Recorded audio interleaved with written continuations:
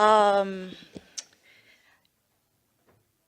First, I want to apologize. I will not be speaking in French, and I also will not be speaking about the larger context, the global context of prison issues. I know that Americans are known for only talking about themselves and only knowing about themselves.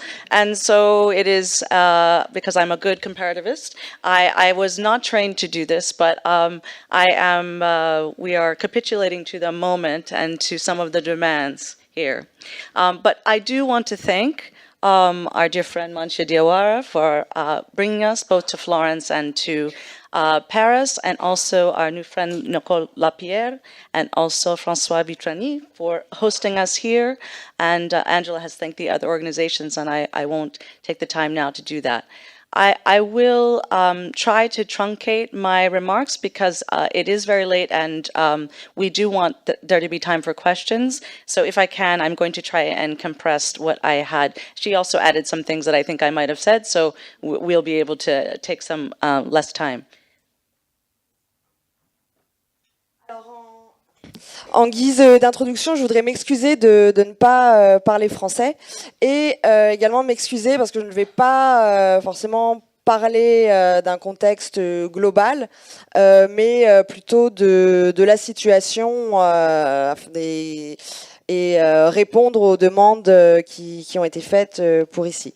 Je vais essayer de raccourcir quand même ce que j'avais prévu afin qu'on ait du temps pour les questions. I do not have the same long history with France that Angela has personally, but I did want to say, because I have a dear friend here in the audience, Avan Zavignon, whom I met in the early 1990s, I think my first trip maybe to Paris. And so I am always happy to return as well, and especially to be involved in conversations that connect the many issues where we have very specific forms of difference, but where we share some of the current troubles. Alors, je n'ai pas une histoire aussi longue que celle d'Angela avec la France, mais j'ai tout de même des amis ici que j'ai rencontrés dès le début des années 90, et je suis toujours heureuse de revenir ici et d'avoir ces conversations sur les différences sociales, etc. My task is to explain what we mean by abolition feminism, to try and give you some historical context for it, and also to talk about some of its elements. It is primarily a form of feminism that doesn't necessarily go by that name. It is really only to contrast it with what is increasingly being called carceral feminism. The carceral feminism is not recognized either by everyone, including those who are charged with practicing it. However, it is the form of feminism that is described increasingly as being connected to and dependent upon the forms of subjugation that the prison industrial complex makes plain.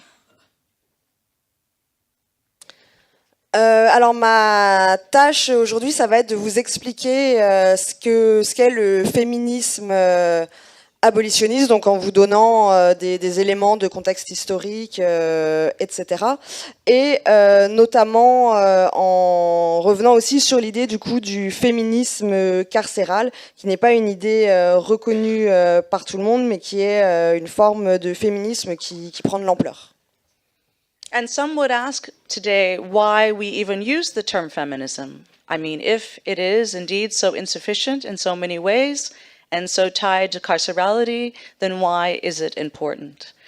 Angela has already introduced the movement we call Black Lives Matter, and also the larger framework of the Movement for Black Lives, which includes the other organizations. And it is often not apparent as this movement and the news of this movement travels, that it is at heart a feminist movement. That the reason it is called a leaderless movement, which is sometimes an accusation and sometimes a proud declaration, is that it begins by thinking critically about leadership from a feminist perspective. It is also a movement which mobilizes identity, but in a non-identitarian framework. That is, it is a movement begun by those who were involved in struggles around labor, struggles around immigration, struggles around sexuality and justice, and those are connected to the framework which examines state violence and racism. Une question qu'on peut se poser, c'est pourquoi utiliser le terme de féminisme dans ce féminisme abolitionnisme. Angela vous a déjà introduit au mouvement Black Lives Matter et au plus grand mouvement pour les vies noires de manière générale. Il y a quelque chose qui n'apparaît pas souvent par rapport à ce mouvement, c'est que c'est en son cœur un mouvement féministe. C'est notamment un mouvement qui a été qualifié de sans leader et qui a été qualifié ainsi parfois dans une perspective critique, péjorative. Parce que c'est aussi un mouvement qui est très critique sur ces dynamiques de leadership, qui est critique depuis un point de vue féminisme. C'est un mouvement qui est constitué de personnes qui ont d'abord été engagées dans des luttes aux côtés des travailleurs, des immigrés, de la sexualité, de la justice, et qui étaient connectées au cadre de réflexion, du coup, qui réfléchit sur les violences d'État et le racisme. The term abolition feminism or abolitionist feminism uses the same word that characterizes the movement to end slavery in the United States, of course, and elsewhere in the world.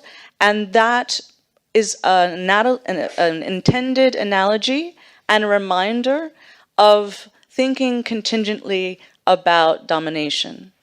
It was mobilized by those of us who have been challenging what is now called the prison industrial complex, which is, I should say, not the structures and the buildings, but rather the complex of political structures, economics, ideas that hold the prison together and that create it as a solution, an ostensible solution to social problems, which we believe would be better managed in other ways.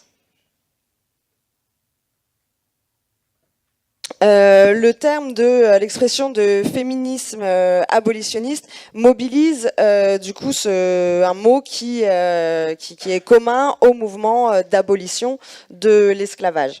Cette analogie permet justement de penser la continuité de la domination. Il s'agit de challenger le complexe industriel carcéral, pas les bâtiments en tant que tels, mais bien les dynamiques économiques, politiques qui ont fait qu'il apparaît aujourd'hui comme une solution face à des problèmes sociaux dont on pense qu'il y aurait des solutions meilleures. The first thing I should say, because it seems always necessary, is that prison abolitionists do not believe that we will just leave everything in society the way it is now and open up the doors to the prisons. This, which inspires much fear in people, is a charge that's made against us with the belief that there isn't a larger vision attached to the abolition of prison. For us, the abolition of prison is a horizon that allows us to work together, to think about what other ways we need to move in society to make it possible to end the use of incarceration. So the first work that we do in thinking about abolition feminism is to disarticulate crime from punishment. That is, to no longer operate as if punishment is a consequence of crime And so therefore we should be focusing on talking endlessly about crime and who's committing crimes and who are the people who are being overcharged with crimes and who are the people who are being over-incarcerated, which is of course a very common indication that we need reform, but rather instead to focus on the end of the use of incarceration because it does not actually produce the results that it is ostensibly designed to produce. Il est toujours nécessaire de rappeler que cet abolitionniste, ce féminisme abolitionniste, ne croit pas, ne pense pas qu'il s'agit de laisser la société comme elle est pour juste d'ouvrir les portes des prisons. Il s'agit justement de travailler ensemble pour réfléchir à quels autres besoins de transformation sont nécessaires pour rendre cet emprisonnement inutile. Une des premières tâches, c'est de désarticuler l'association qui est faite entre crime et punition. Puisque il ne s'agit pas de faire comme de vérifier si des catégories de personnes sont plus pénalisées que d'autres, etc., puisque ça nous mènerait à une perspective de réformer le système carcéral, mais bien de partir du constat que ces emprisonnements ne produisent pas les effets, les résultats qu'ils sont supposés avoir. Abolition feminism also proceeds from, as I mentioned just a moment ago, non-identitarian practices, but ones that are not afraid to mobilize identity. In this sense, they work from differences to produce differences that we do not yet know. This is not the same as thinking of equality as the reduction of all forms of difference to a version of the same. And it becomes then a challenge, potentially, and not always, to universalisms.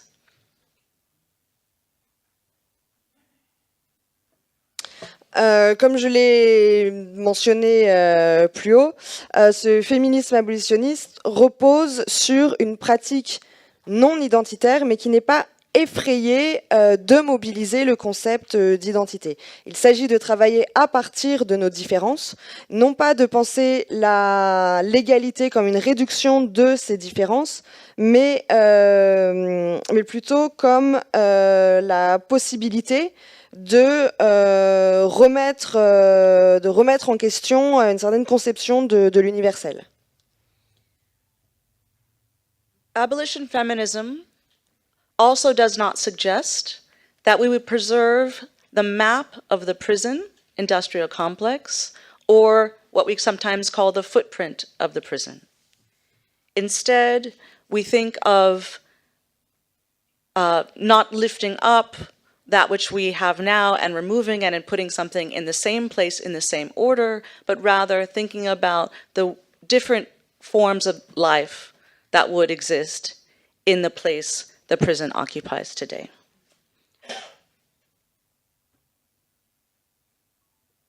Il ne s'agit pas de dire qu'on regarde la carte des prisons et ce qu'elle pourrait laisser, mais de penser les formes de vie qui pourraient exister à la place des actuelles prisons.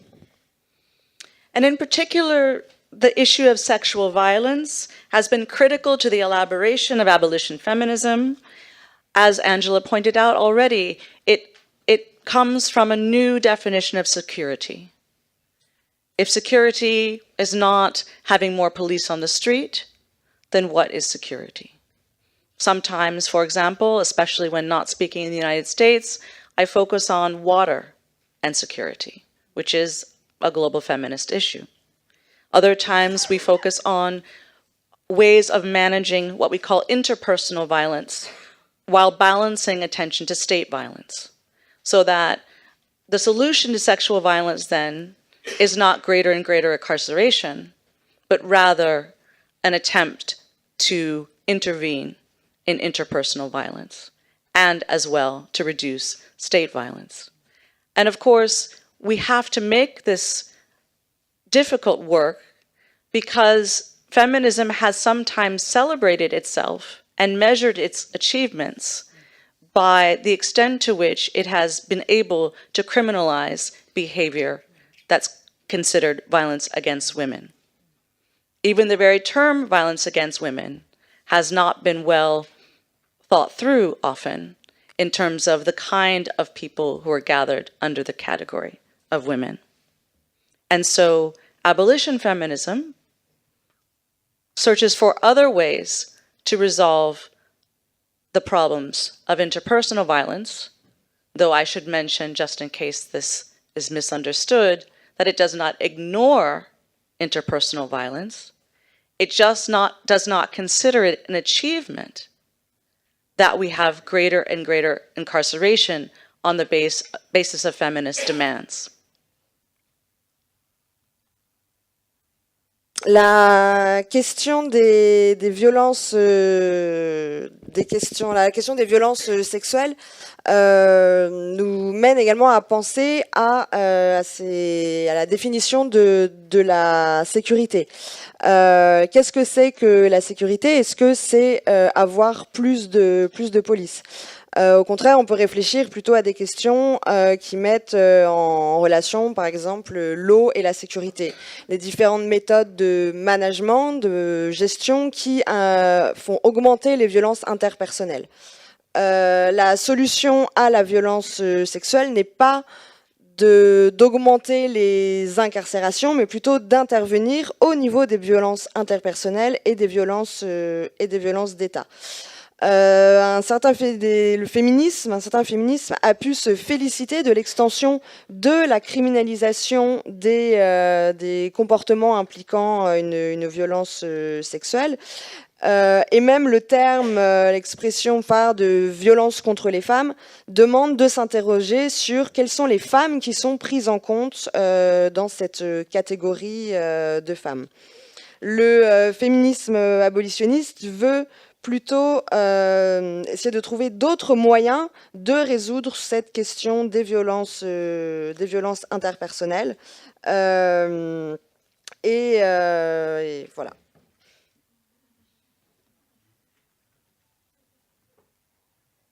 But so the previous things that I've said are not controversial at all in the world of those who consider themselves involved in the work of abolition feminism. However, now I want to add a few features that are less well expressed and less dominant in this form of thinking. One aspect has to do with thinking, and now I'm returning to the question of universalisms, through indigenous feminisms and in terms of indigenous sovereignty.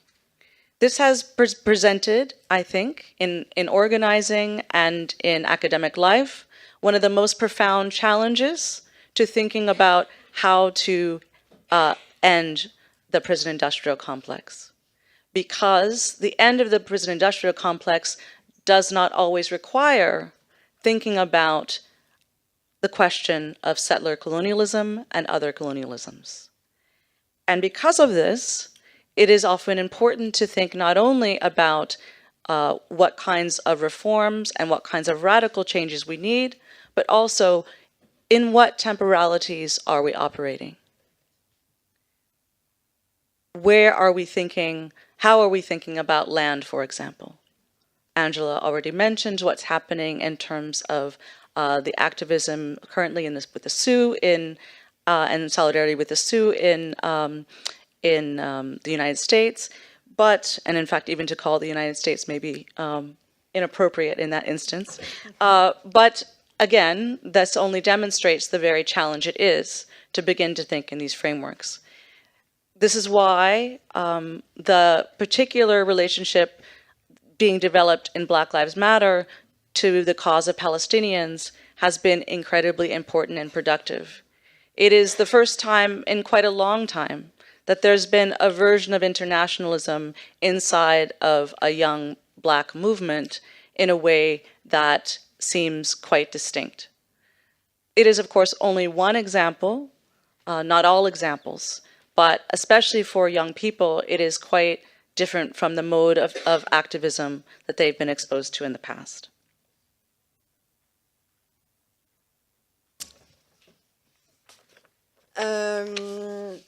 Une des nécessités, c'est également de penser à travers le féminisme indigène, le concept de souveraineté indigène, et de mettre en relation de comment penser ce complexe industriel carcéral en relation avec les questions du colonialisme.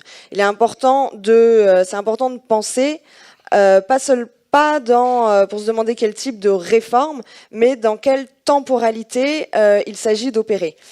Comment on pense à la terre, notamment en ce moment, comme l'a mentionné Angela, avec la solidarité avec les Sioux, et penser dans le cadre d'un nouveau cadre qui soit véritablement radical.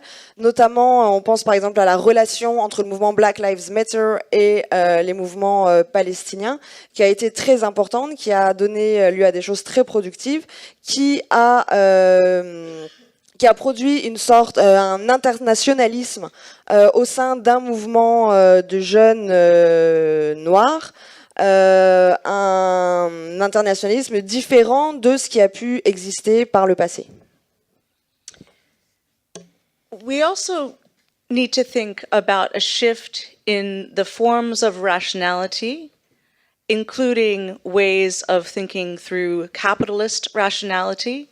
And I don't have time because of our translation to elucidate this further. However, I've been thinking quite a lot about this in the wake of the election of Donald Trump, because for many people, there was an inability to understand how we could be living in this counter-revolution of property. How, for example, I'm quoting, of course, the famous W.E.B. Du Bois as I say this, that living through a moment which we did not expect could become, even if not a numerical majority, a threat to the multiple majority United States that we think that we are living in.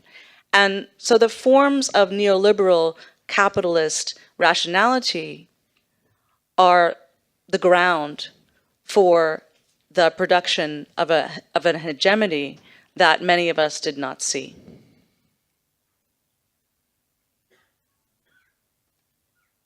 Il faut également prendre en compte cette modification profonde au niveau des formes de rationalité, notamment comment penser dans le cadre de la rationalité capitaliste. C'est pas quelque chose que je vais avoir beaucoup le temps de développer ici, mais c'est quelque chose qu'on peut penser dans la foulée de l'élection de Trump. Et comment ces formes de rationalité néolibérale capitaliste sont le terrain des idéologies, sont le terrain qui ont produit ces idéologies qui aujourd'hui nous menacent.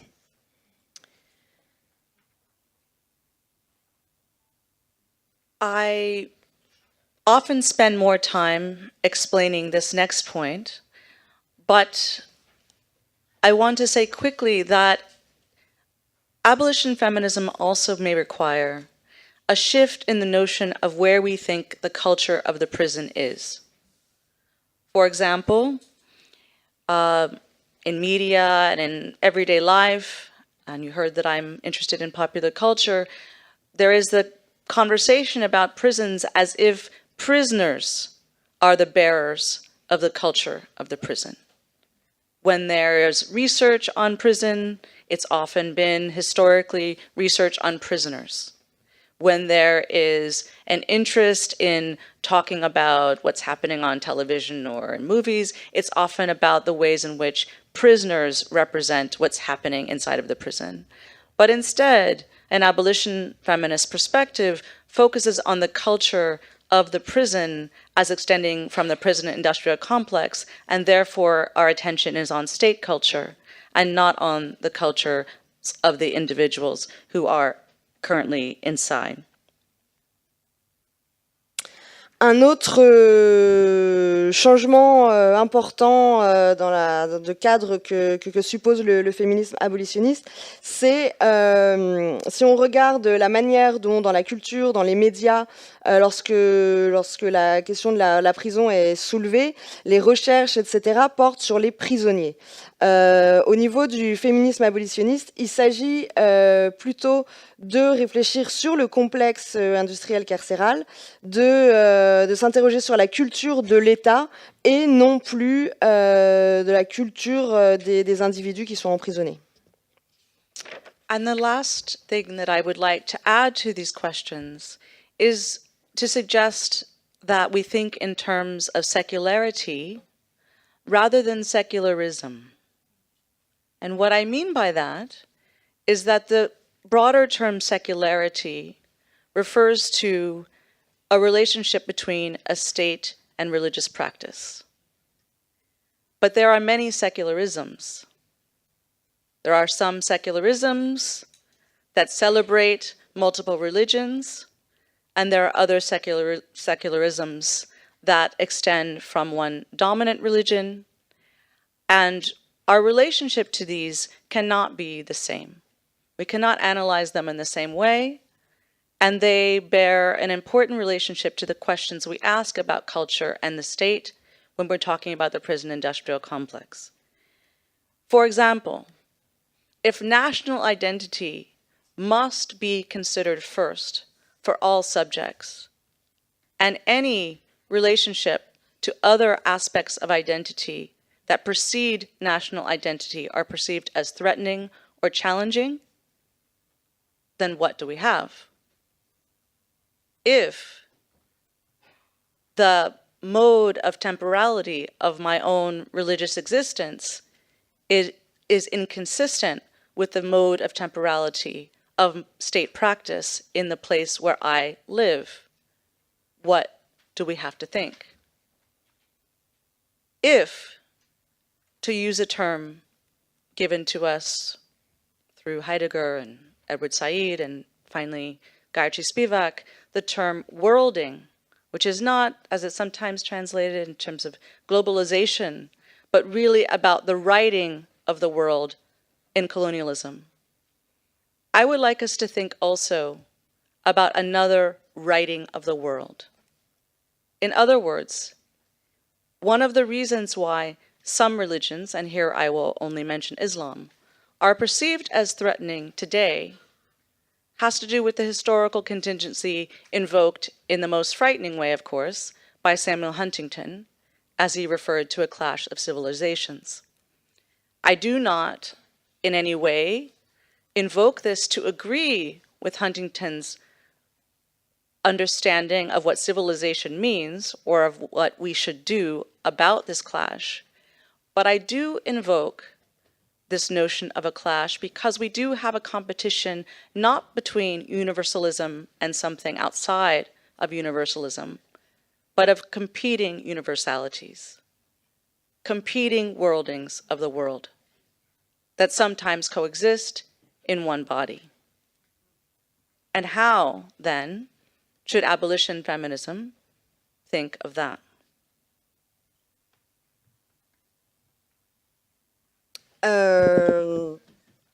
Si l'identité ne doit pas être considérée en premier et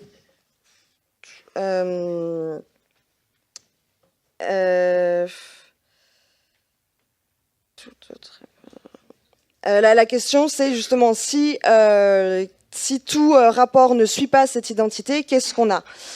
Si les modes de temporalité de notre existence sont religieuses, qu'est-ce qu'on doit penser? Pour reprendre le terme de Heidegger, Said ou Spivak de worlding, d'écriture du monde, quelle autre écriture du monde on peut proposer aujourd'hui, notamment par rapport à l'écriture du monde actuelle qui assimile la religion de l'islam à un danger, avec toute qui repose sur toute cette rhétorique du choc des civilisations.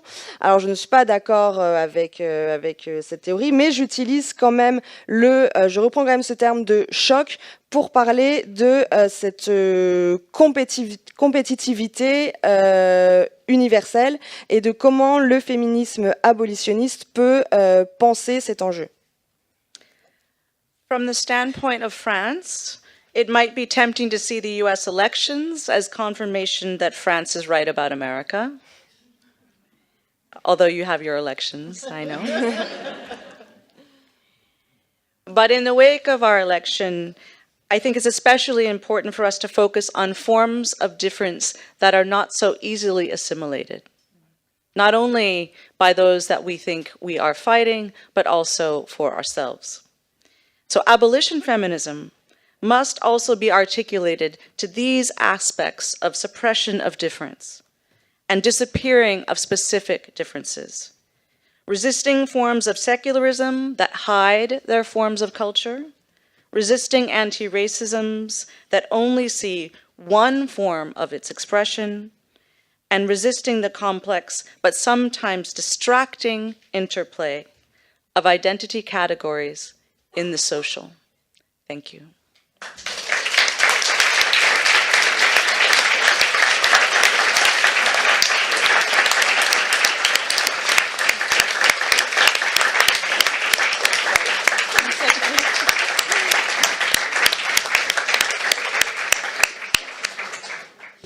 Alors je sais que du point de vue français, il est tentant de voir les élections américaines comme la confirmation de ce que la France pensait déjà des États-Unis. Bon, vous avez vos élections bientôt également. Il s'agit aussi de penser les formes de différence et notamment de mettre en place une forme de résistance par rapport au complexe carcéral qui agit également au niveau de la manière dont on va catégoriser les identités dans nos rapports sociaux. Merci.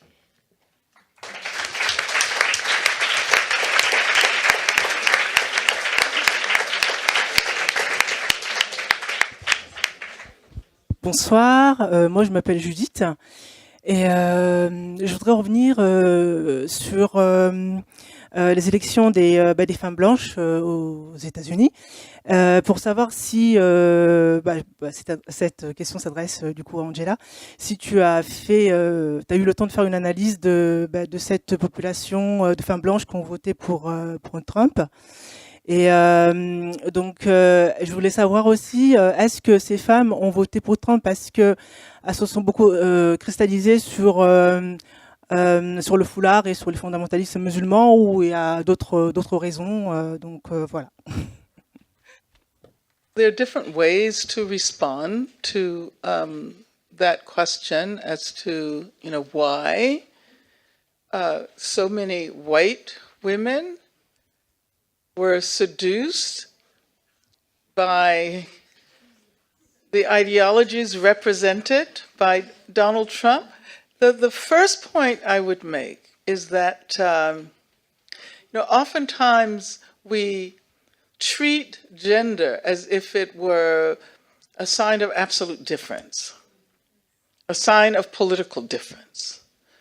But historically, that has not proved to be the case.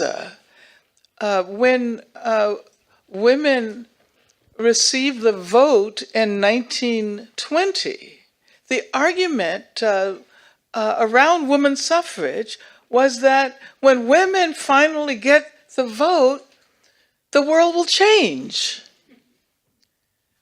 But as a matter of fact, there was very little difference in the outcome of.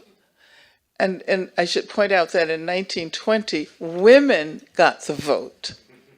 Women got the vote. But it was not until 1965 that black women legally received the right to vote with the passage of the Voting Rights Act. So that's one way I would answer your question.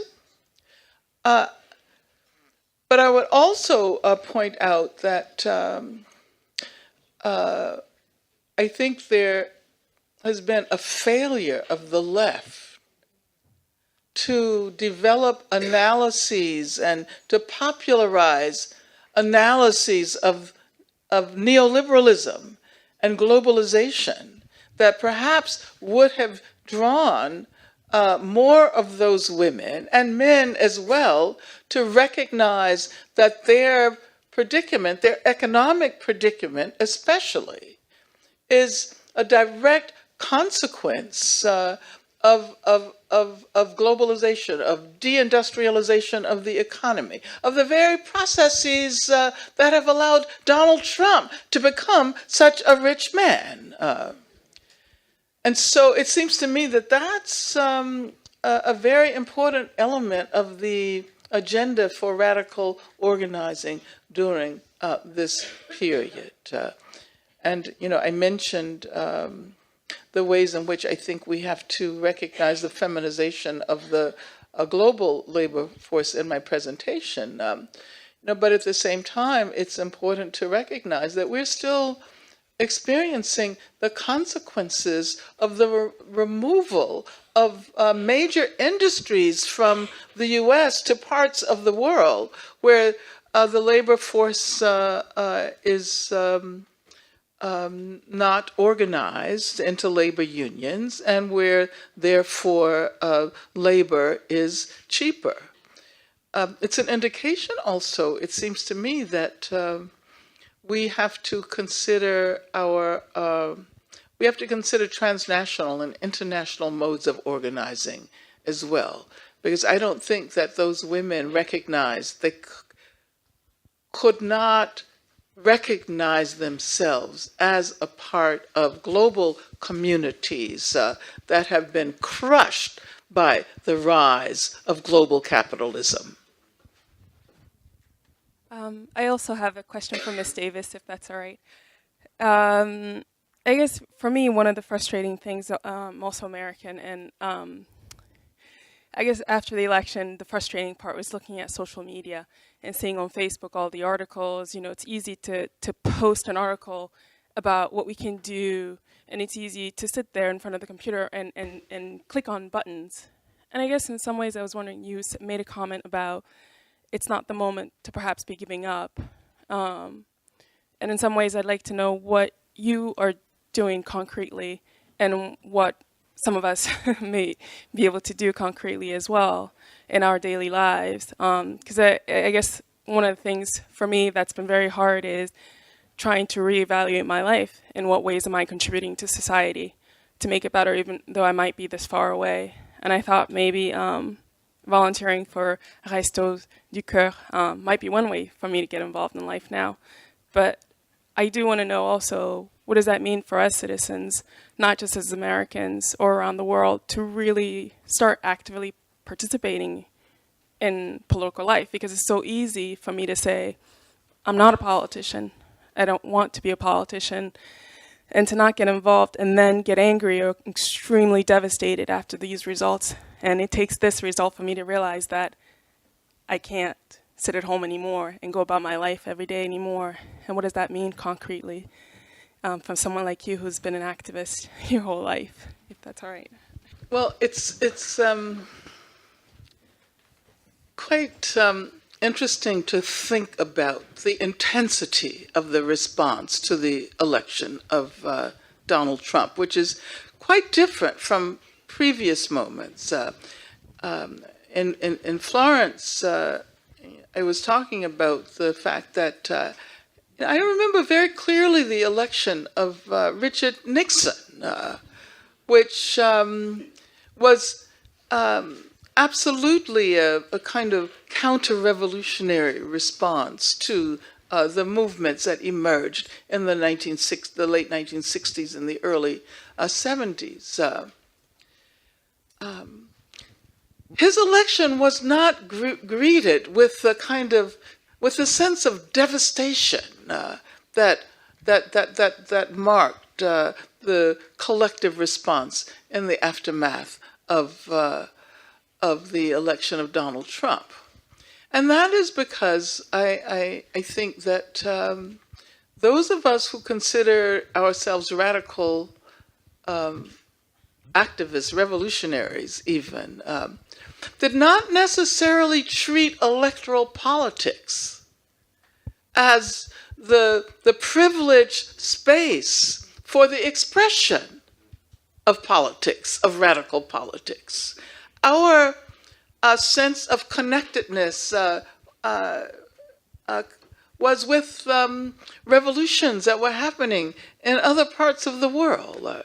And so, you know, of course, we were reading Frantz Fanon, and we were, you know, we were reading Che Guevara and Amilcar Cabral. And so our sense of where the world was headed was not so contained within the nation, but rather had to do with global, you know, revolutionary movements. And so this, I think, is a sense of the extent to which the nation has become has created the parameters of a sense of community. And I think this is a period where we have to really begin to contest the value of nationalism, the value of the nation as our primary mode of community. And of course, there's activism. And I would say that, and you know, I've been that kind of a person all of my life. And as someone who has spent many decades involved in many different kinds of activisms, if I were to offer any advice at all, I would suggest that that you seek out the kind of activism about which you are passionate.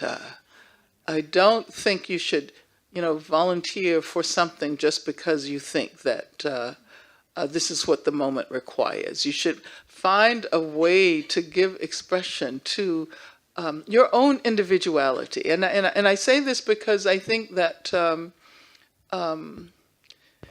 that neoliberalism has caused us to fold in upon ourselves as individuals, and we cannot make the distinction between individuality and individualism.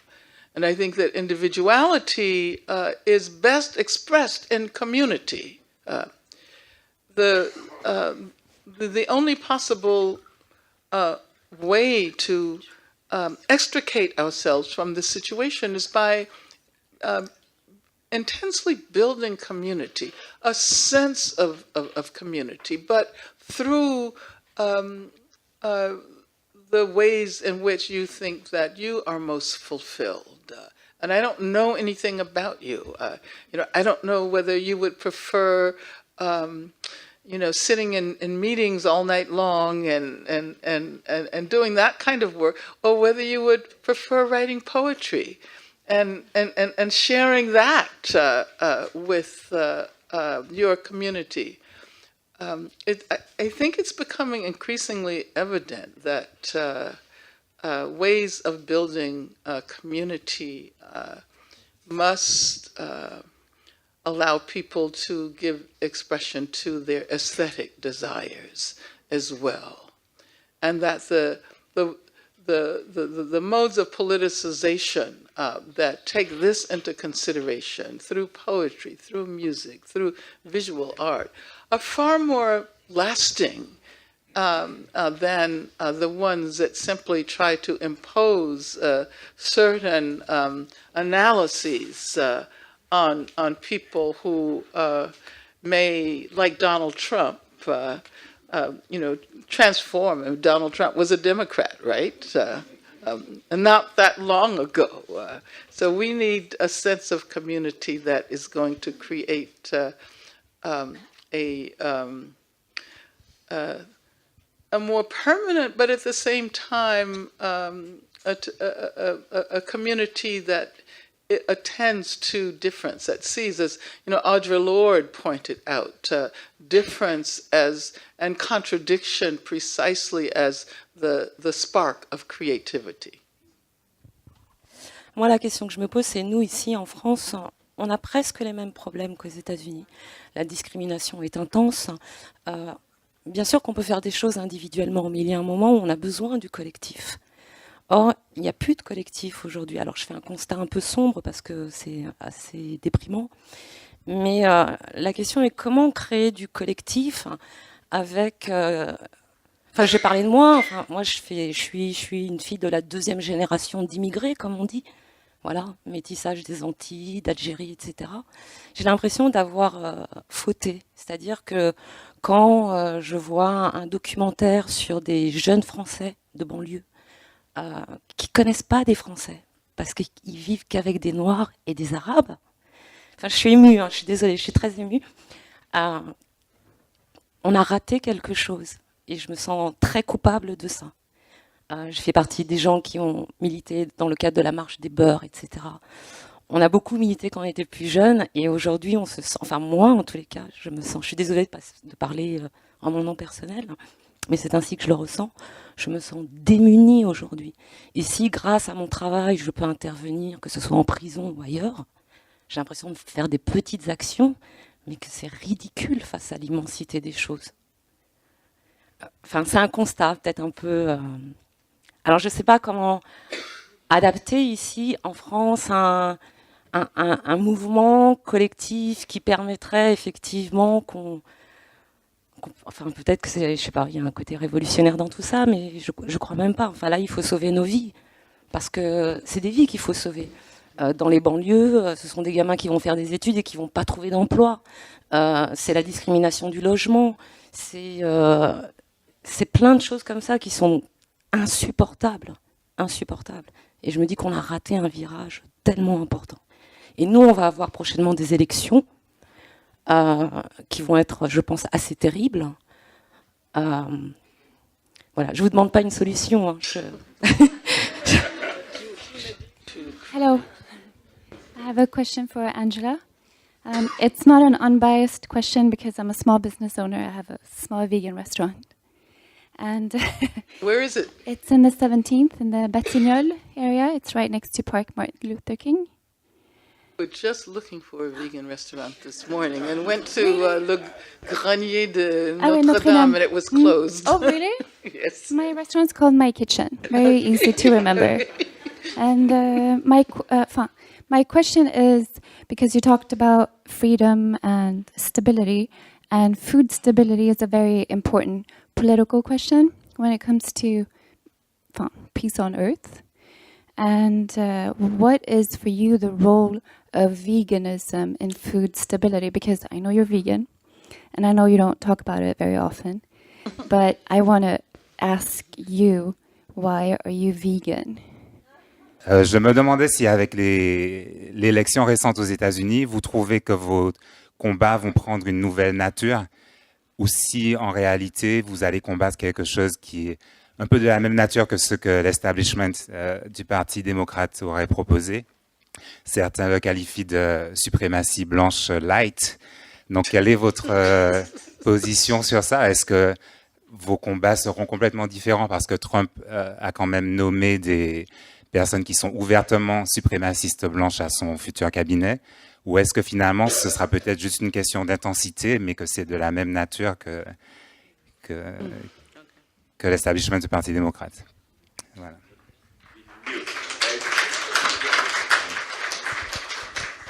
Thank you. I have a question about Bernie Sanders. You mentioned Bernie Sanders, and one thing I think that is perhaps not mentioned enough, and perhaps you might say a few words on that, either of you, is the fact that Reverend Martin Luther King, was assassinated shortly after he wanted to bring together poor people of all races and turn the movement towards dealing with class as much as race, or class and race at the same time. Don't you think that Bernie Sanders here, and this could maybe be the silver lining of this election, is that he has brought class to the fore in the discussion? And I think he, if I can defend him a bit, I think that he did have surrogates who were taking care of the race issue where maybe he could have, maybe he was a little bit lacking in experience on that. Okay. With respect to the first question, where are you?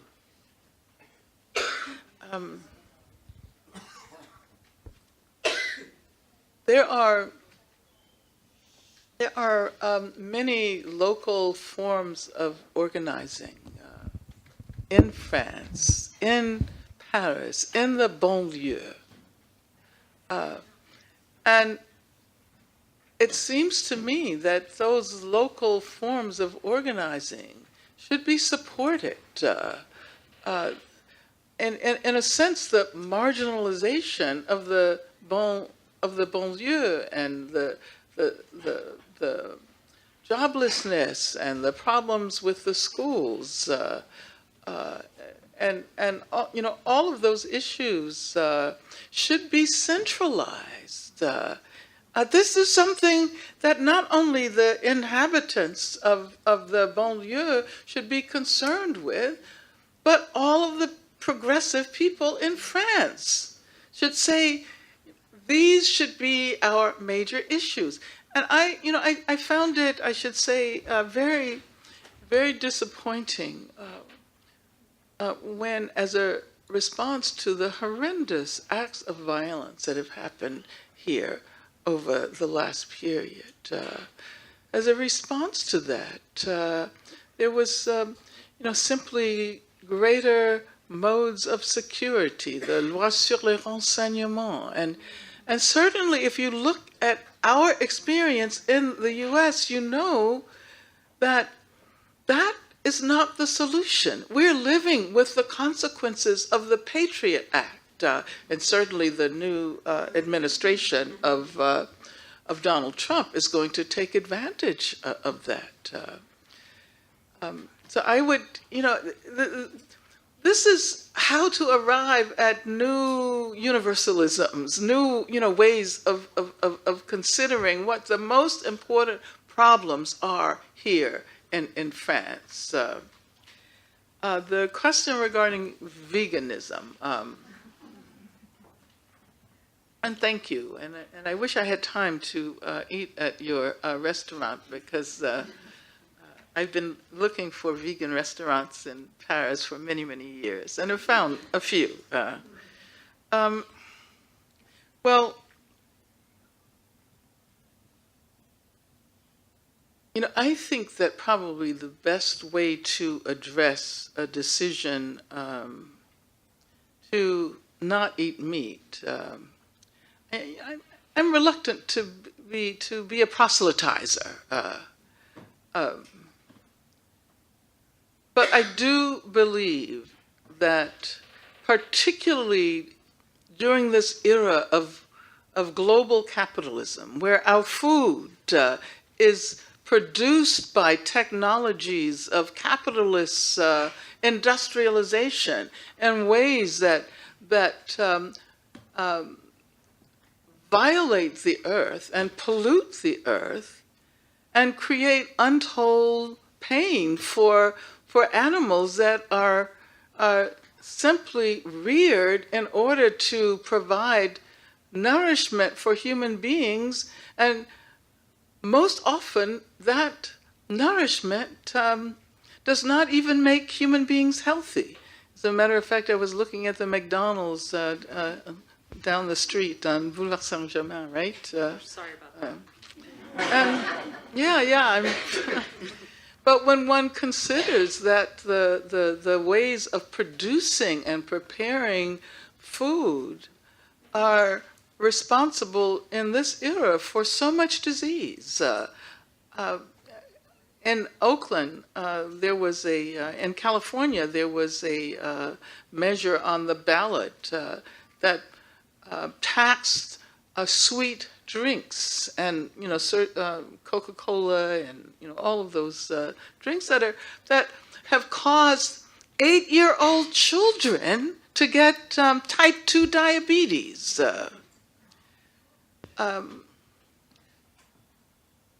So Yeah, my own trajectory towards veganism is kind of bizarre because I stopped eating meat when I was in jail. But that was because the meat they were serving was old and it had maggots, and it was a way of protesting. But in over the years, I've become conscious of the importance of conscious eating, and I suppose I would say that it is a version of an understanding of the relationships, the relations that are inherent in the commodity. And for those of you who have read Karl Marx, and particularly the fetishism of commodities, you understand what I'm talking about. That commodities as commodities conceal the human relations, the labor relations that are embodied in these objects, so that we think about how the exchange value, or how much something costs, rather than how these objects actually place us in relation to workers who have produced these things that we use. And I think we have to create a similar relationship to the food that we eat. We have to ask ourselves, where does this come from? What were the conditions of production? What are the violences that are inherent in the food that I'm eating? I think that food sovereignty is going to be one of the major global struggles of the future, and particularly with the colonization of the planet by corporations like Monsanto. We are going to have to think very differently about food and the preservation of the planet and biodiversity. The third question about, I guess we have to begin thinking about the Donald Trump administration. And from what we're seeing now, there will be no attempt to develop compromises with the population that is so opposed to his election. And I think it's going to mean that we have to create alternative sites of expressing ourselves politically. There was maybe Gina will talk about the op-ed in the New York Times by Charles Blow, which was a very radical position. We will. And in a sense, it was saying that there are those of us who will become ungovernable, that we will not allow Donald Trump to simply become the 45th president of the United States of America. And so I think we're getting ready for a period of struggle that hopefully will inspire people to stand up and say no to capitalism, to racism, to homophobia, and to all of these modes of domination. And Bernie Sanders, I kind of like Bernie Sanders. And I just kept wishing that his analysis could become a little more complex. I think it was the simplicity of the analysis that didn't quite resonate. And he had the surrogates. Yeah, he had a lot of surrogates and good friends of mine, Danny Glover and Harry Belafonte, and they were explaining why it would have been more important to elect Bernie Sanders, and that I agree, but at the same time, we can't assume that all we need to do is bring down Wall Street and then we will experience utopia. You know? I mean, I think the experience in South Africa warns us that we really have to begin to imagine the life we want to live and to talk about it. You know, even though we may never actually experience that, and I want to riff for my last moment on the point that Gina made about new temporalities, temporalities that reflect a different relationship to the earth, a different relationship to history, a different relationship to the future. And, you know, I don't know whether it's because I've grown older, but I have become less concerned with only with what happens in my lifetime. And I think that neoliberalism encourages us to measure time in relation to our individual selves. And so what does it mean to recognize that the work we do today will help to usher in a new world that we may never individually witness, but we will be present. You know, just as those who struggled before are present in the ways in which we evoke them and evoke the transformations, that we will have a spiritual present in that future that we are dreaming that may not exactly correspond to the way we are dreaming it now, but that will certainly be ushered into being as a result of the work we do today. It would take too long to answer all 4 questions in the same order, so I'm just going to say a few brief things.